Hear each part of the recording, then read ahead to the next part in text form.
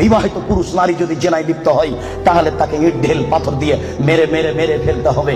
এদেশের লাখো ভাবিকে ইট ঢেল পাথর দিয়ে মেরে ফেলতে হবে যারা দেবরের সাথে জেনায় লিপ্ত হয়েছে। এদেশের লাখো দুলাভাইকে ইট ঢেল পাথর দিয়ে মেরে ফেলতে হবে যারা সেলিকার সাথে জেনায় লিপ্ত হয়েছে। এদেশের লাখো পুরুষকে ইট ঢেল পাথর দিয়ে মেরে ফেলতে হবে যাদের স্ত্রী থাকার পরেও অন্য নারীর সাথে জেনায় লিপ্ত হয়েছে। এদেশের লাখো নারী বেহায়া বেশরমা লজ্জাহীনা নারী যারা স্বামী বাড়িতে থাকার পরেও অন্য পুরুষের সামনে নিজের পরনের কাপড় খুলে উলঙ্গ অবস্থায় জেনায় লিপ্ত হয়।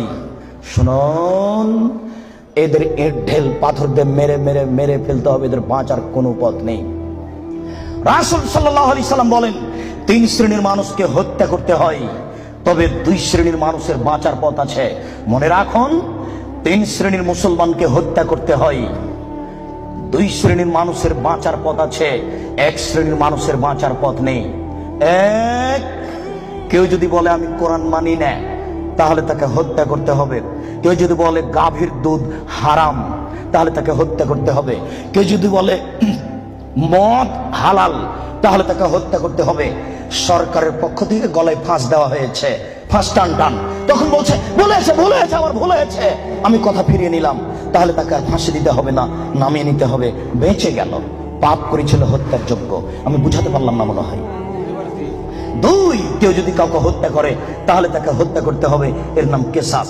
এই ছেলে, তোমার দাদার বয়স 90 বছর, তাহাজ্জুদ পড়ে ফজরের টাইমে বের হচ্ছিল মসজিদে নামাজ পড়তে যাবে।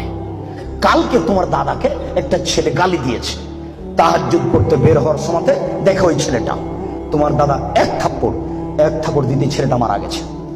এখন তোমার দাদাকে কেসাস স্বরূপ ফাঁসি দিতে হবে সরকারের পক্ষ থেকে, তবে তোমার দাদার বাঁচার কথা ছিল। ওই ছেলেটার বাপ মা যদি বলে আচ্ছা যাক আমাদের ছেলেকে মেরেছে আমরা মারবো না, তাহলে তোমার দাদা বেঁচে গেলেন। কথা কি বুঝাতে পেরেছি? 3, রাজুলুন জানা বাদা হেসানিন, কেউ যদি বিবাহ করার পরে জেনায় লিপ্ত হয় তাহলে তাকে হত্যা করতে হবে, তার বাঁচার কোনো পথ নেই। কেউ যদি বিবাহ করার পরে জেনায় লিপ্ত হয় তাহলে তাকে হত্যা করতে হবে, তার বাঁচার পথ নেই। একটু জাতের মানে তুমি গ্রামে দিয়ে গ্রামের সম্প্রদায়ের একজন মহিলা আসলো আল্লাহ রাসূলের দরবারে এসে বলছে, তাহির নিয়া রাসূলুল্লাহ।